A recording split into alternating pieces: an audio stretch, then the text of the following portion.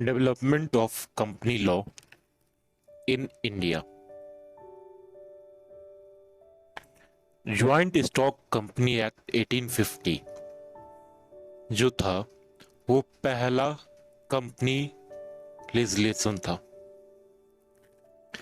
ये वो पहला लेजिस्लेशन था जिसके कारण कंपनीज लॉ का शुरुआत हुआ इंडिया में। ये मेनली इंग्लिश कंपनी एक्ट पर बेस्ड था, इंग्लिश कंपनीज एक्ट 1844।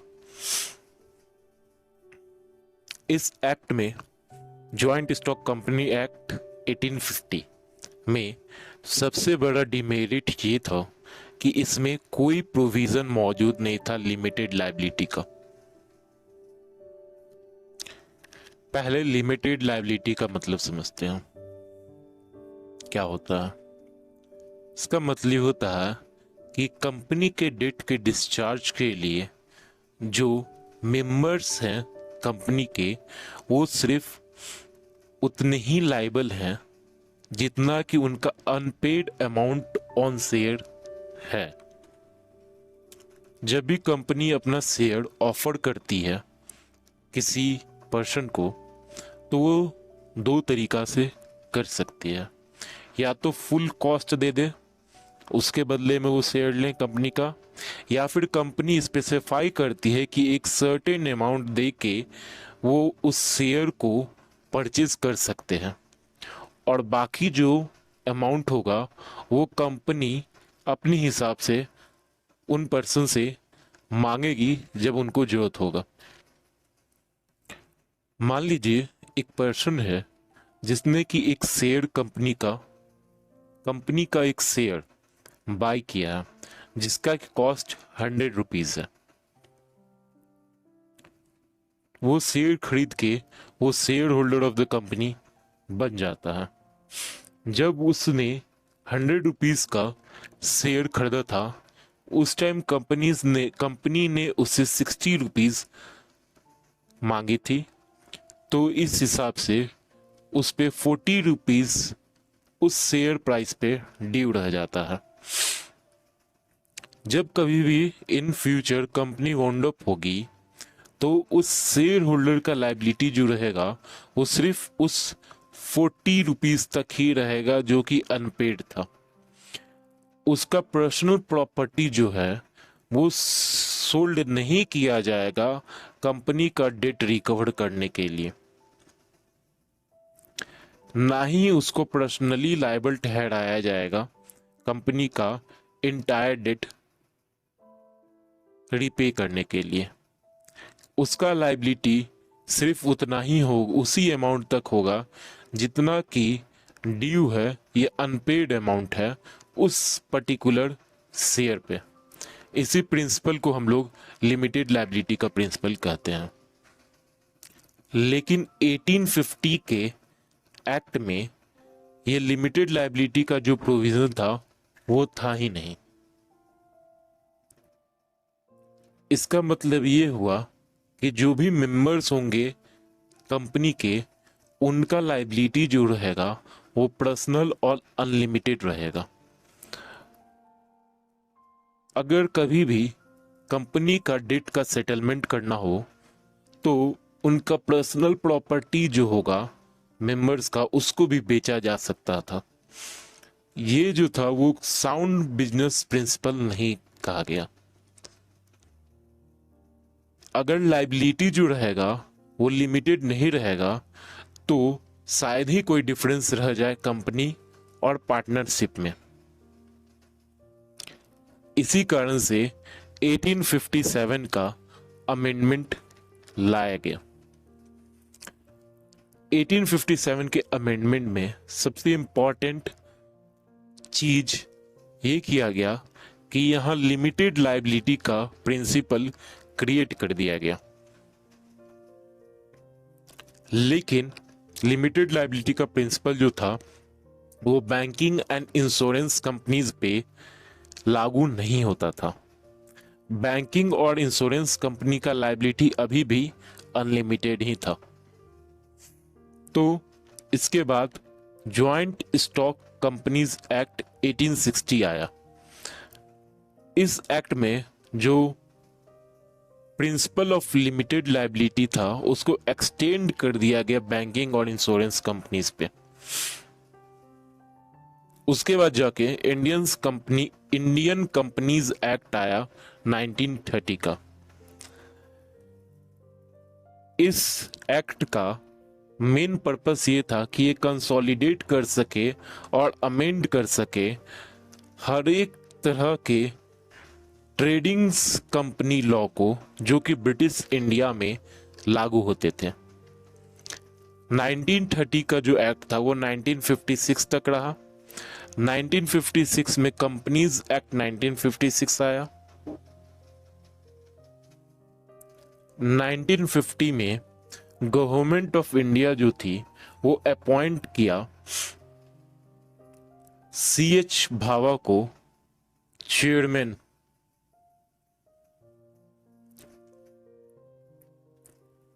इसीलिए इस कमिटी का नाम पड़ा भावा कमेटी। इस कमेटी का पर्पस ये था कि वो रिकमेंड करे कि कैसे रेगुलेट किया जाए कंपनीज के अफेयर्स को। भावा कमेटी जो था अपना रिकमेंडेशन सबमिट किया और उन्हीं रिकमेंडेशन के बेसिस पे कंपनीज एक्ट लाया गया। इस कंपनीज एक्ट को 1956 कहा गया, कंपनीज एक्ट 1956। कंपनी एक्ट 1956 जो था वो लेंदीएस्ट लेजिस्लेशन था उस टाइम का। इसमें 658 सेक्शन थे और 14 शेड्यूल थे। इसका पर्पस था कि कंसोलिडेट करे और अमेंड करे all law relating to companies. और इस एक्ट ने इंडियन कंपनीज एक्ट 13 को रिपील कर दिया। 1956 एक्ट के क्या क्या ऑब्जेक्ट्स थे, मेन ऑब्जेक्ट क्या था? सबसे बड़ा जो ऑब्जेक्ट था वो था सेंट्रल गवर्नमेंट को और ज़्यादा पावर दिया जाए ताकि वो interest of the public, creditor और इन्वेस्टर को बचा सके। दूसरा जो ऑब्जेक्ट था वो था फ्रीडम दिया जाए मैनेजमेंट ऑफ कंपनी को ताकि आउटपुट जो हो उसको मैक्सिमाइज किया जाए। शेयर होल्डर्स को ज़्यादा से ज़्यादा कंट्रोल दिया जाए कंपनीज के मैनेजमेंट के ऊपर। सेंट्रल गवर्नमेंट को पावर दिया जाए ताकि वो इन्वेस्टिगेट कर सके अफेयर्स ऑफ द कंपनी को और unfair practices of the company को प्रिवेंट किया जा सके।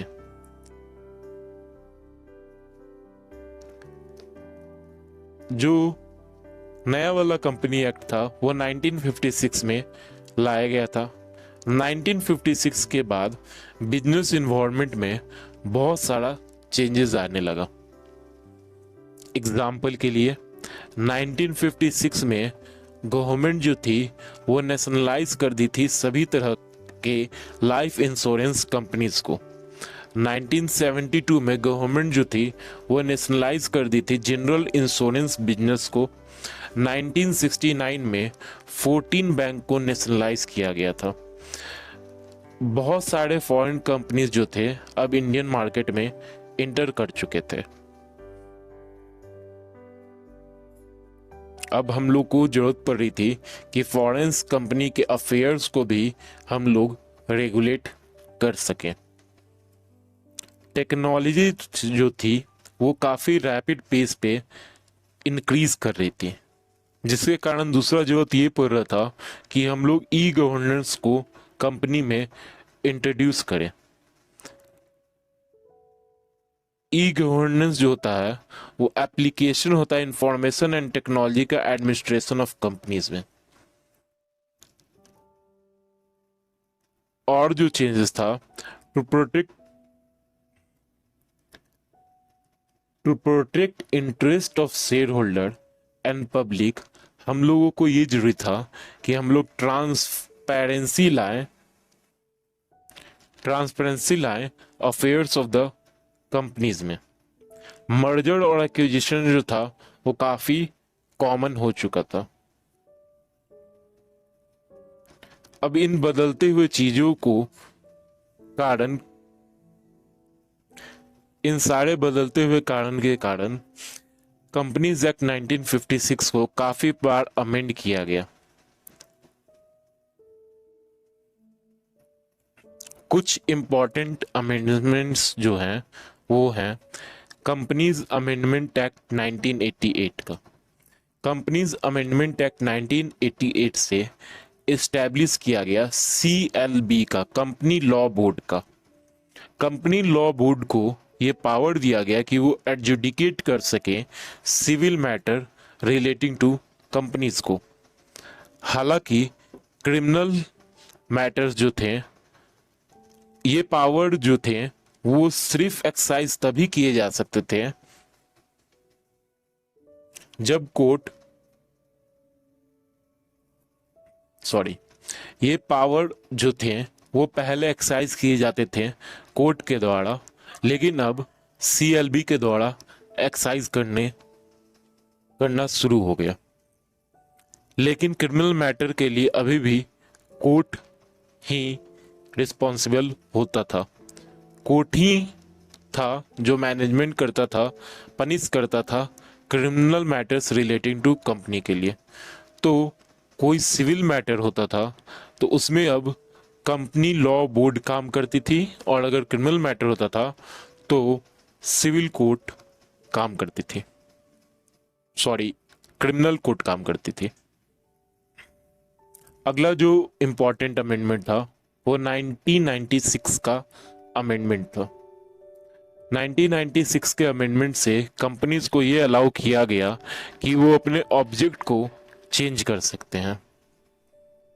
मेमोरेंडम ऑफ एसोसिएशन एक इम्पॉर्टेंट डॉक्यूमेंट होता है कंपनी का। जब कंपनी का रजिस्ट्रेशन होता है तो मेमोरेंडम ऑफ एसोसिएशन में ये बात मेंशन करना होता है कि आखिर ऑब्जेक्ट कंपनी का है क्या, कंपनी आखिर किस तरह का मेन बिजनेस परफॉर्म करने जा रही है। 1996 से पहले जब एक बार रजिस्ट्रेशन हो गया कंपनी का तो उसका ऑब्जेक्ट जो था उसको चेंज नहीं किया जा सकता था। लेकिन 1996 के अमेंडमेंट के बाद सबसे बड़ा चेंजेस ये आया कि ऑब्जेक्ट क्लाउज को अमेंड करने का पावर दे दिया गया कंपनीज को। उसके बाद कंपनीज अमेंडमेंट एक्ट 2000 आया। कंपनीज अमेंडमेंट एक्ट में कुछ इंपॉर्टेंट चेंजेस किए गए। उनमें से पहला है कि कंपनीज अमेंडमेंट एक्ट 2000 से में ये कहा गया कि सिर्फ दो ही तरह के शेयर्स होंगे, एक इक्विटी शेयर्स, एक प्रेफरेंशियल शेयर्स। और इक्विटी शेयर्स जो होंगे वो दो तरीका के होंगे, equity share with voting right और equity share with differential voting right. दूसरा जो इंपॉर्टेंट चेंज किया गया 2000 के अमेंडमेंट से, वो इंट्रोडक्शन किया गया मिनिमम पेड अप कैपिटल का। मिनिमम पेड अप कैपिटल क्या होता है? Total amount of money paid by share holder. जब कभी भी शेयर होल्डर शेयर खरीदता है तो उसके बदले में कंपनीज को वो मनी देता है। वो मनी जो होता है वो कंपनीज में जाती है। तो इन सारे मनी का टोटल सम जो होता है, जो कि शेयर होल्डर के द्वारा कंपनीज को दिए गए हैं शेयर के बदले में, उसका सम को पेड अप कैपिटल कहते हैं। तो 2000 अमेंडमेंट में दूसरा चेंज जो ये आया था वो ये था कि प्राइवेट कंपनी का अब मिनिमम पेड अप कैपिटल जो है वो 1 लाख होना चाहिए था, और पब्लिक कंपनी का मिनिमम पेड अप कैपिटल जो है वो 5 लाख होना चाहिए था। इसके बाद 2006 में अगला अमेंडमेंट आया। 21st सेंचुरी में टेक्नोलॉजी जो था वो काफ़ी रैपिड ग्रोथ कर रहा था। गवर्नमेंट जो थी वो इस टेक्नोलॉजी को लाना चाहती थी गवर्नेंस ऑफ कॉर्पोरेट सेक्टर में भी। एमसीए जो थी वो डिसाइड किया कि हम ई गवर्नेंस कॉर्पोरेट सेक्टर में लाएंगे। इसके लिए उन्होंने एक प्रोजेक्ट लॉन्च किया। इस प्रोजेक्ट को MCA 21 कहा गया। इस प्रोजेक्ट के अंदर गवर्नमेंट जो था वो पब्लिक को ऑनलाइन एक्सेस प्रोवाइड करवा दिया गया।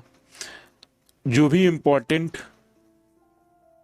डॉक्यूमेंट्स थे कंपनी का, और कंपनीज को ई कॉपी, ऑनलाइन कॉपीज अपलोड करने का आज़ादी दिया गया।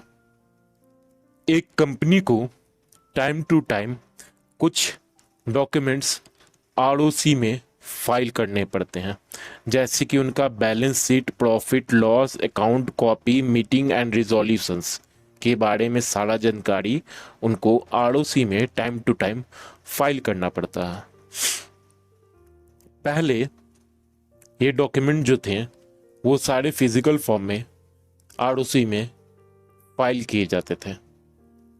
MCA 21 आ जाने के कारण कंपनीज को ये आज़ादी मिला कि वो अब इन सारे डॉक्यूमेंट को इलेक्ट्रॉनिक फॉर्म में ROC में जमा कर सकते हैं। दूसरा जो इम्पॉर्टेंट अमेंडमेंट था 2006 का, वो ये था कि provision of DIN, director identification number, introduce किया गया। कोई भी पर्सन अब कंपनी का डायरेक्टर बनना चाहता है तो उसको एक DIN नंबर लेना पड़ेगा। नंबर जो है वो ROC के द्वारा दिया जाता है 2006 के बाद। DIN जो होता है वो एक यूनिक नंबर रहता है और एक आदमी को सिर्फ एक ही नंबर मिलेगा उसके इंटायर लाइफ टाइम में। जो मेन पर्पस था DIN नंबर को इंट्रोड्यूस करने का वो ये था कि डायरेक्टर को आइडेंटिफाइज कर लिया जाए। कंपनी लॉ 1956 में पर्सन जो था वो मिनिमम 15 कंपनी का डायरेक्टर एट ए टाइम बन सकता था।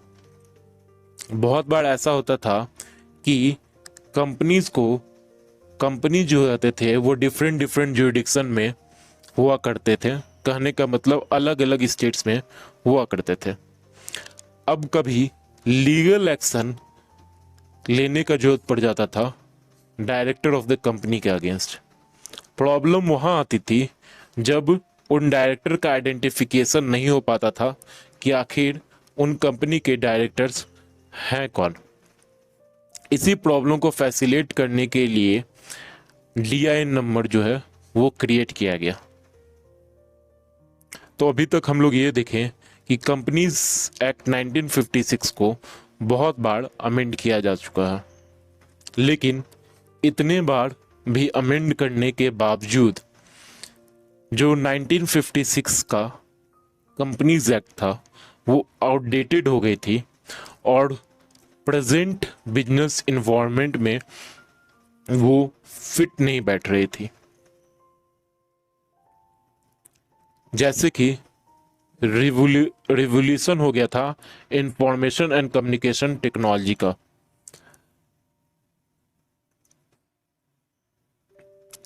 कुछ कारण है जिनके कारण वो प्रेजेंट सिनेरियो में फिक्स नहीं बैठ पा रही थी 1956 का कंपनीज एक्ट। पहला जो था वो इंक्रीज इन इंटरवेंशन हो गया था। हम लोगों को जरूरत था intellectual properties right, copyright, patent, trademarks, इन जैसे चीज़ों को प्रोटेक्ट करने का, जिसके रिगार्डिंग पुराने वाले 1956 कंपनीज एक्ट में कोई प्रोविज़न नहीं था। FDI जो था वो इंडियन मार्केट में इंक्रीज कर रहा था। FDI क्या होता है? Foreign direct investment.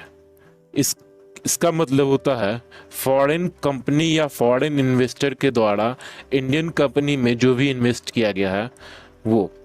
तो FDI जो था वो काफी इंक्रीज कर रहा था। इंडियन कंपनीज को एक्सेस चाहिए था ग्लोबल मार्केट का, ताकि वो इन्वेस्टमेंट कर सके और टेक्नोलॉजी अपना इंक्रीज कर सके। मर्जर और एक्विजिशन जो था वो काफ़ी हद तक बढ़ चुका था। कॉर्पोरेट फ्रॉड काफ़ी इंक्रीज हो चुका था। कॉर्पोरेट फ्रॉड क्या होता है? कोई भी fraudulent act done by the company. Example के लिए सत्यम स्कैम। सत्यम स्कैम जो था, इसमें सत्यम नाम की कंपनी ने 7,000 करोड़ का स्कैम किया था, लेकिन इनडायरेक्ट इम्पैक्ट जो था वो इस स्कैम का काफी बड़ा था।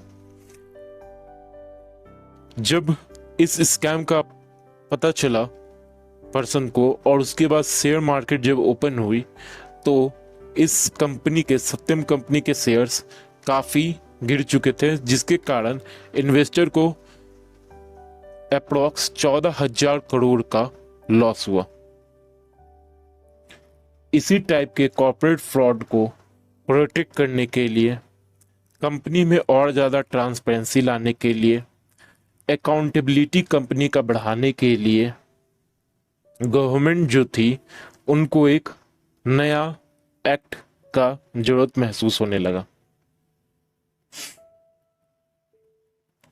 ये जरूरत था बदलते हुए टाइम का कि कोई स्ट्रॉन्ग लॉ लाया जाए जिससे इंटरेस्ट ऑफ शेयर होल्डर और इन्वेस्टर का इंटरेस्ट बचा रहे। इन सब प्रॉब्लम से निपटने के लिए कंपनीज एक्ट 2013 लाया गया। कंपनीज एक्ट 2013 का साइलेंट फीचर नेक्स्ट पार्ट में।